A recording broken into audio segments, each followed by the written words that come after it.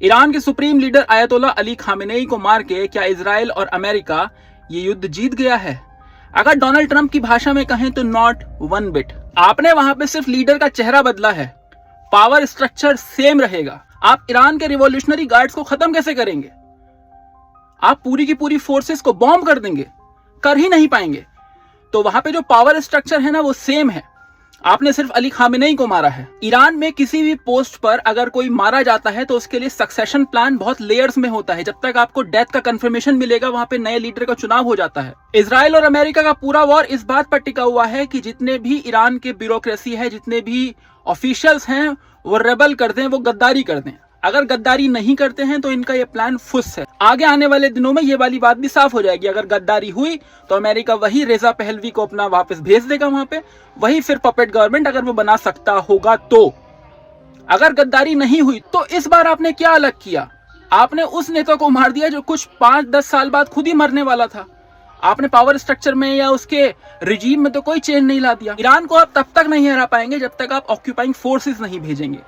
और अगर आपने ऑक्यूपाइंग फोर्सेस भेजी तो फिर अफगानिस्तान, वियतनाम और इराक याद कर लीजिए। सीआईए के एक एनालिस्ट रहे केनेथ पोलाक, उन्होंने आई गेस 2021 में एक आर्टिकल में कहा था कि if you liked Iraq you will love Iran. Pollock sarcasm कर रहे थे।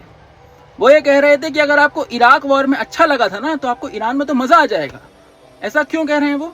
2003 में इराक की जितनी आबादी थी, इस समय ईरान की आबादी 3 गुना से भी ज्यादा है उससे। ईरान का जो टेरेन है वो माउंटेनियस है। आप कैसे ऑक्यूपाइंग फोर्सेस को कैसे कंट्रोल करेगी? दूसरा, इराक में तो ऐसा कोई नेशनलिज्म है भी नहीं, कोई था ही नहीं। ईरान में नेशनलिज्म हजारों साल की जो पर्शियन एम्पायर है उसमें रूटेड है। एथनिसिटीज की इतनी प्रॉब्लम भी नहीं है। आप कैसे डिवाइड करेंगे उनको? और जो रिजीम और जो देश दशकों का अमेरिका का सैंक्शन झेलता आया है, जब आप वहां पे ऑक्यूपाई करेंगे उनको तो आपको क्या लगता है वो आपका स्वागत करेंगे?